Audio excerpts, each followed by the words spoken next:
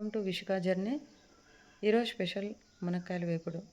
మరి కమ్మగా రుచిగా రావాలంటే మరి మనం మునక్కాయల ఫ్రై అనేది తయారు చేసుకుందాం. ఈ మునక్కాయలను ఈ విధంగా ఈ సైజులో మనం కట్ చేసి పక్కన ఉంచుకోవాలి. దానిపైన ఉన్న స్కిన్ని పూర్తిగా తొలగించకుండా అక్కడక్కడ మనం పీసెస్ని ఈ లేయర్స్ తీసేసి అందులో ఒక 5 నిమిషాల పాటు మనము వాటర్లో ఉంచితే ఆయిల్ అనేది తక్కువ పడుతుంది. మనకు ఈ డ్రై అవ్వకుండా లిక్విడ్గా ఉంటుందన్నమాట. ఒక బాండ్లీలో ఆయిల్ వేడయ్యాక కావాల్సిన పోపుని మనం అందులో వేసి కొద్దిగా కావాల్సిన ఆనియన్స్, పచ్చిమిర్చి, మరి ఆనియన్స్ మనకు కావాల్సినంత గ్రేవీ కావాల్సినంత ఆనియన్స్ ఎక్కువ వేసుకోవచ్చు, మరి తక్కువ వేసుకోవచ్చు. కొంతమంది అయితే కారం పొడి ఆనియన్స్ వేసేటప్పుడే వేస్తారు, ఎందుకంటే కలర్ మంచిగా వస్తుంది. ఆనియన్స్ వేసేటప్పుడే మనము ఆయిల్లోనే కారం పొడి వేయడం వల్ల గ్రేవీ అనేది మనకు ఆ కర్రీ అనేది కలర్ఫుల్గా వస్తుందన్నమాట. ఇలా మునక్కాయలు వేసేసి మనము అందులో పసుపు, కొద్దిగా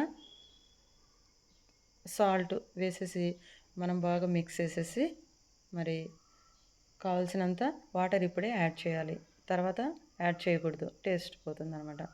అలా మనకు ఈ పచ్చిమిర్చి అవి వేయడం వల్ల మనకు ఈ మన టేస్ట్ అనేది డిఫరెంట్గా వస్తుందన్నమాట. ఆ తర్వాత అందులో మనం అవి ఫ్రై అయ్యే లోపల మనకు పౌడర్ అనేది తయారు చేసి పెట్టుకుందాం. వెల్లుల్లి, పచ్చి కొబ్బరి నేనైతే యూజ్ చేశాను. పచ్చి కొబ్బరి నాకు అందుబాటులో ఉంది కాబట్టి, లేకపోతే మనం ఎండు కొబ్బరి అయినా వాడవచ్చు. మరి నువ్వులు కానీ మన హెల్త్ మంచిది.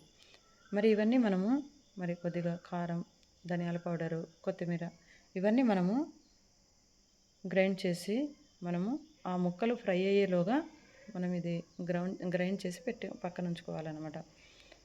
ఆ తర్వాత మనము ఒకసారి మనం ఈ మూత తీసి చూద్దాం. మనం మిక్సీ జార్ పట్టేసుకొని పక్కన ఉంచుకొని ఓకే, ఇప్పుడైతే చూడండి ఫ్రై అయిపోయాయి సగానికి. కాబట్టి ఇప్పుడు మనం పౌడర్ని మరి బాగా ఫ్రై అయిపోయాయి.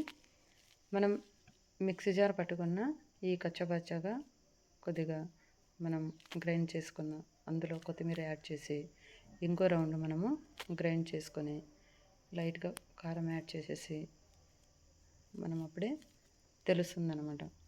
ఆ తర్వాత ఈ గ్రైండ్ చేసుకున్న పౌడర్ని మిక్స్ చేసి సిమ్లో ఉంచి ఒక 5 మినిట్స్ అలా ఉంచి మనం బాగా మిక్స్ చేసేసుకున్న తర్వాత ఇంకా సర్వ్ చేసుకోవచ్చు. చూడండి ఎంత మంచి